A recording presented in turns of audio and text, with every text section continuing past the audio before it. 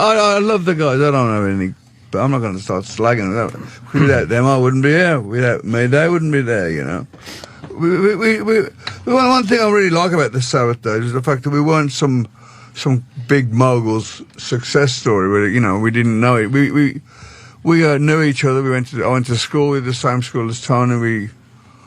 We got like a bunch of local guys that had a good idea, and it works, you know. What would you say your favorite Sabbath album is, if you had to pick one? I don't have a favorite. It's certainly not Heaven and Hell.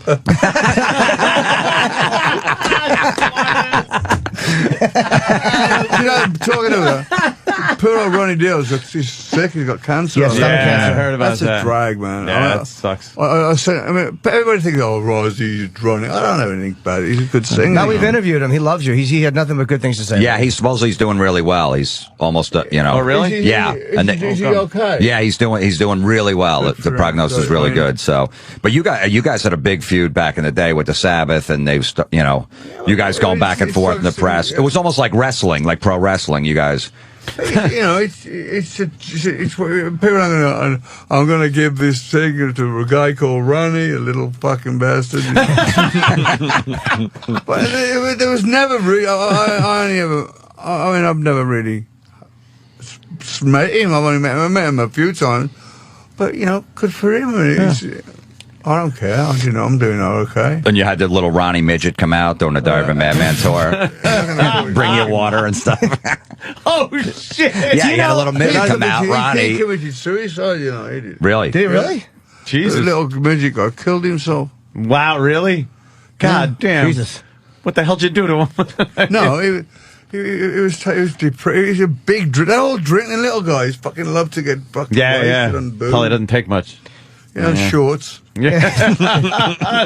It's kind of hard. Like as a midget, it's kind of hard to forget your plight. Like, you know, whatever's wrong with you, you try to forget and not think about it. But you know, as a midget, there's no way you can. The minute you hop off the couch, I used to go, "Where's the toilet?" And I'd go to follow me, and there'd be like woman on the door. And I put my hand over the W.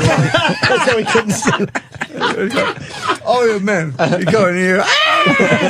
Ozzy's got a million of them. Jesus, man, you got some pranks.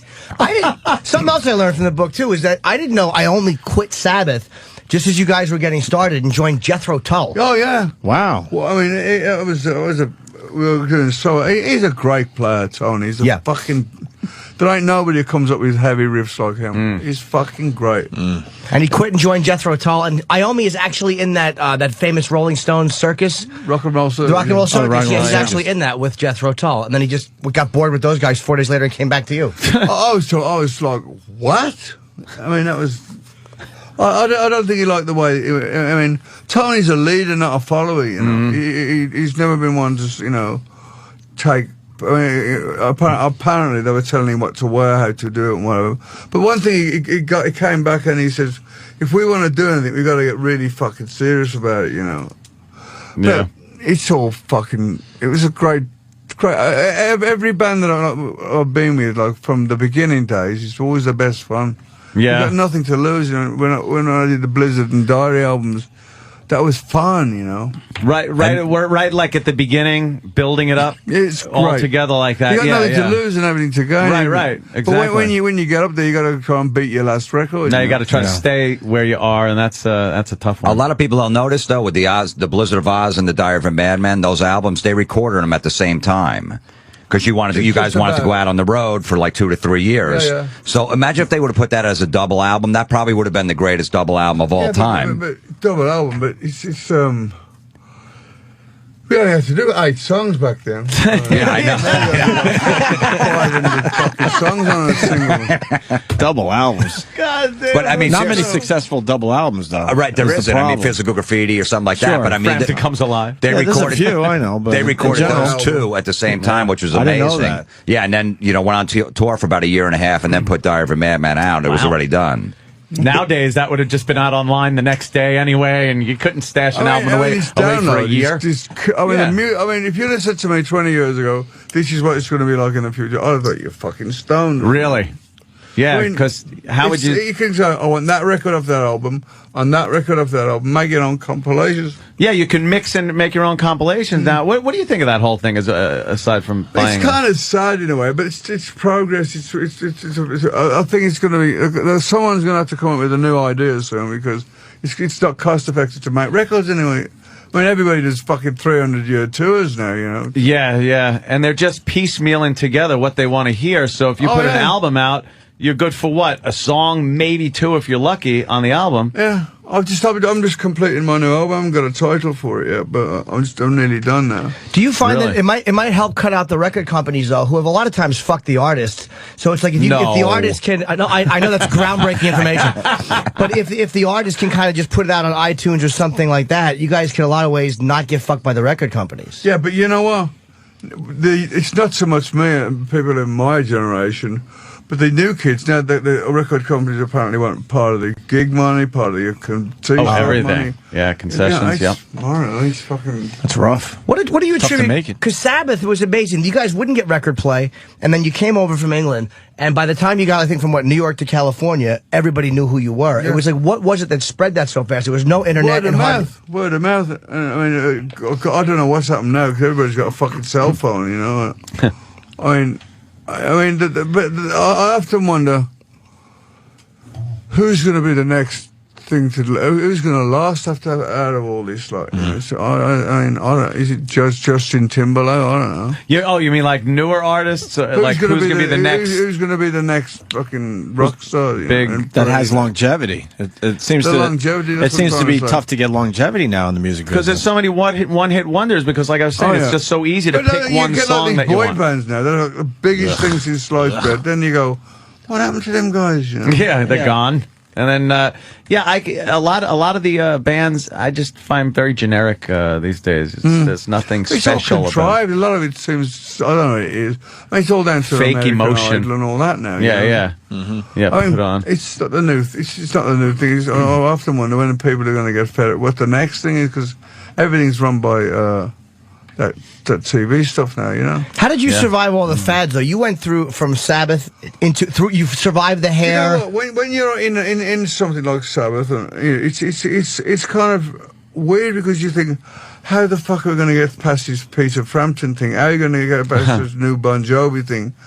And it's like, and then suddenly you just plod in. It's like the hair and the fucking tortoise, you know.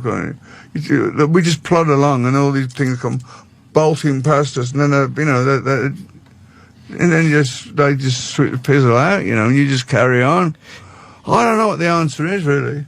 I know you're in music because of McCartney. There's really cool when you talk. I related to something you said about because I'm obviously a huge fan of you and a few other artists, and I'm a blithering idiot when I meet people I like. I'm never comfortable. I think you figured that out. Times, if I like somebody from a distance, and I go, I imagine what he's going to be like, but sometimes I'm very mistaken and I go, very disappointed, right? Fucking ass. Yeah. McCartney, when I met him, he was great. Elton John's a great guy.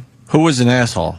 Sorry? Who was an asshole? I knew somebody was going to say that. Come on, I mean, you set it up. We need to know. I don't want to reveal my asshole. How about give us a clue?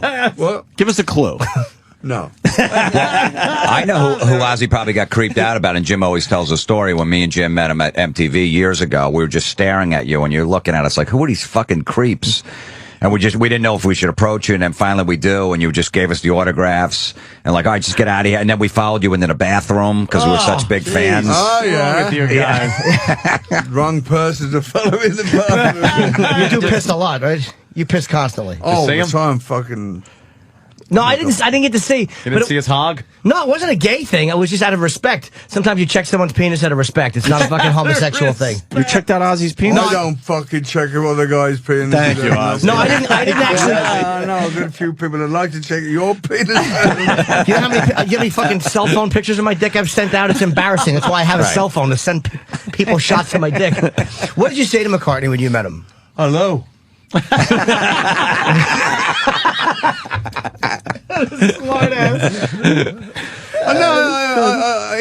No, he knew. He'd heard that I was a big fan. I mean, that guy's written. Somebody just bought me for this Christmas. He's a gig at the new football stadium thing, He just like, he's a fucking guy who's 60 something. He did like a 4-hour fucking shot, and every song would you go, fucking hell, yeah, and oh wow, you know. He's got such a great body of work, that guy. Yeah, and he sounds... Whatever you say about the guy, he's written some of the most fucking phenomenal songs of all time. And he sounds good live, too. He did the Super Bowl a few years ago. I've seen him a few times live, and he's just fucking great live. Do you get a kick out of the fact that your idols know who you are? Like, is that cool for you when you meet somebody who you always love? I don't even think about it. I mean, the Beatles were the one that lit my fucking light, you know. And I mean, they just got sent. I wanted to become a Beatle. I said to him, Paul McCartney running up in my sister, or John Lennon marrying my dad, or something, you know. Was that a big thing to get your ass over to the States? Oh yeah, back then. And was it because